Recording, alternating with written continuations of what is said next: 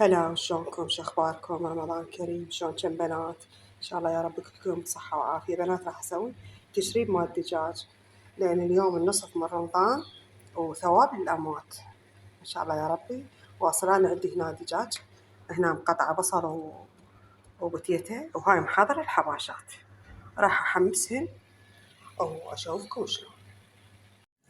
بنات هاي حمست الدجاج، حطيت عليه شوية زيت، وهنا أنا عندي هاي الحباشات البصل والبتيتة أذبح عليه حتى أحمسها وياه.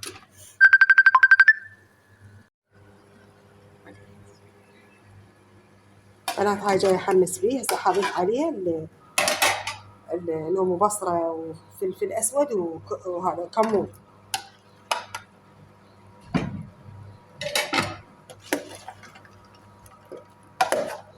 أتركه شوية يتحمس. بنات راح أضيف عليه شوية معجون أمود اللون يعطيها حلو. نقلبها وأضيف عليها الماء.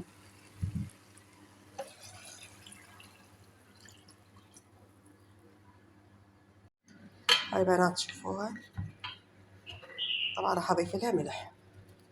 الملح انتو بكيفكم، تحطون هواي تحطون قليل حسب رغبتكم. شوفوا بنات،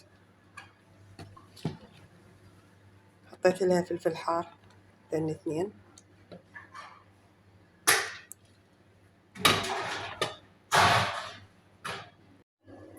هسه راح أسوي التمن الأحمر. عندي هنا أنا بصل وفلفل دارة بارد،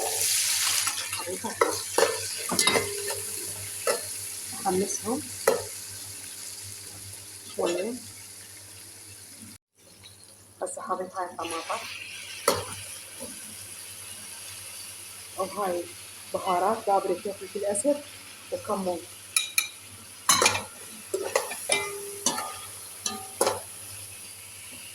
هنا عندي دبس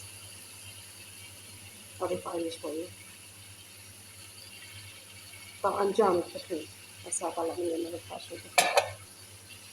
وهنا شطة،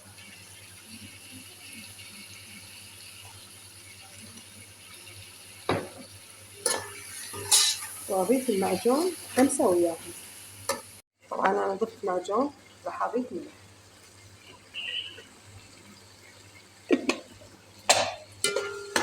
أقلبها شوية،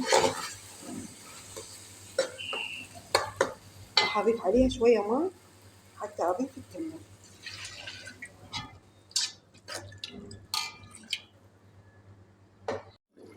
أنا هسه شوف شلون قام يفور عندي. راح أضيف التمن.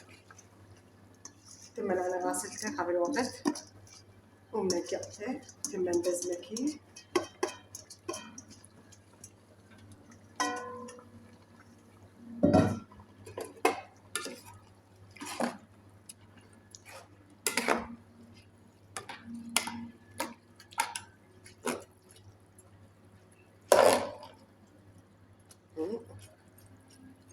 بنات المنظر يجنن، شوف ايش قد حلو، الألوان تجنن.